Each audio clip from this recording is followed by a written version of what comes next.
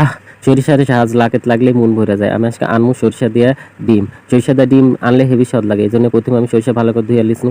ধুইলা এবার পাটাত লিয়া লিছি। পাটাত লিয়া পিষা লিমু, সরিষা লিছি। তারপর লিমু কাঁচা ঝাল। কাঁচা ঝাল লেওয়া লাগবে কি জন্যে? কাঁচা ঝাল সরিষার সাথে না পিষলে সরিষার গন্ধ লাগে। আর কাঁচা ঝাল দিয়ে সরিষা পিষলে আর সরিষার গন্ধ লাগবে না। এইভাবে সরিষা বাটলে অনেক ভালো লাগে, অনেক সুন্দর লাগে। এইজন্য আমি ১ম এ কাঁচা ঝাল আর সরিষা বাটা লিতে সুন্দর করে পালিশ করে বাইটা লওয়া লাগবে। একটু করে গোটা, গোটা থাকা হবে না। আর গোটা, গোটা থাকলে ভালো লাগবে না। একবারে পালিশ করে বাইটা লওয়া লাগবে সরিষা পাটাতে একবারে মিহিরি কইরা। কেউ ইচ্ছা করলে ব্লেন্ডারে তো লিয়া পারে, তবে পাটাতে বাটলে বেশি ভালো হয়। এই তো আমার সরিষা বাটা প্রায় শেষের মধ্যে।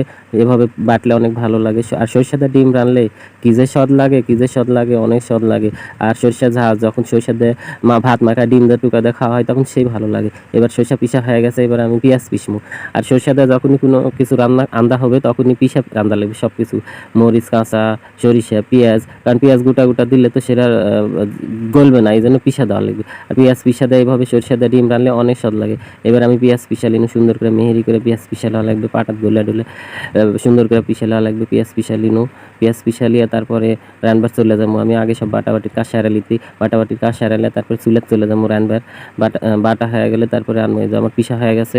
এবার আমি চুলাত চলে গেছি। চুলার উপর কড়া দিয়া দিছি। দিয়া চুলার উপর তেল দিয়া দিনু, মানে কড়াতে তেল দিনু, সয়াবিন তেল দিয়ে সুন্দর করে এদিক ওদিক করে লাড়ার দিনু। দিয়ে এনাকুটি হলদি দিনু। হলদি দেওয়া লাগবে কি জন্য? হলদি দিয়ে ডিম না ভাজলে ডিমের কালার সাদা সাদা থাকে, ভালো লাগে না। আর এনাকুটি হলদি দিলে তারপরে সেই ভালো লাগে, সেই সুন্দর হয়।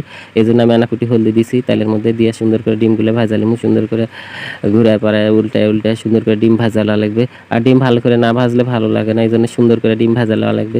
সুন্দর করে উল্টায় পাল্টায় তারপরে ডিম ভাজা লিমু হালকা তাপে, খুব একটা জাল দিনেই তো আমার ডিম ভাজা হয়ে গেছে। ডিম ভাজা হয়ে গেছে। আমি আবার সয়াবিন তেল দিন। সয়াবিন তেল দিয়ে এবার জিরা ফোড়ন দিমু। জিরা ফোড়ন দিলে ভালো লাগে। জিরা ফোড়ন দেওয়া গেছে। এবার আমি পিষা পেঁয়াজগুলো ঢালা দিনু কড়াইয়ের মধ্যে। পিষা পেঁয়াজ ঢালা দিয়ে সুন্দর করে লাড়া লিমু। লাড়াইলে তারপরে ময় মশলা দেওয়া লাগবে। প্রথমে আমি দিমু আদা, জিরা, রসুন বাটা। তারপরে দিমু হলুদ পরিমাণ মতো। তারপরে দিমু ঝালের গুঁড়া।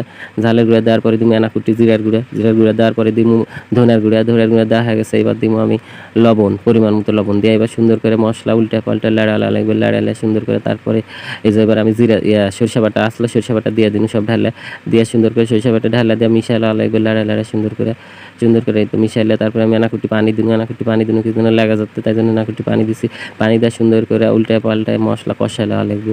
এর মশলা না কষালে ভালো করে ভালো লাগবে না। মশলা কষানোই তরকারি স্বাদ। এই তো আমার মশলা কষানো হয়ে গেছে। উল্টায় পাল্টায় ডিমগুলো ঢালা দিন। দিয়ে এনাকুটি আবার পানি দিন। দিয়ে লাড়া দিন সুন্দর করে। লাড়া দিয়ে উল্টায় পাল্টায় এবার আমি ঢাকা দিস দিয়েছো। আমার একটু রস দিয়ে দিস দিয়ে ঝাঁকা দিস দিয়ে লাড়া দিয়ে সুন্দর করে আমার রান্না হয়ে গেছে। নামানোর আগে আবার এনাকুটি সরিষার তেল দিন। সরিষার তেল দিলে আরও সুন্দর ঝাঁঝ হয়। আর এটা যে এমন টেস্ট,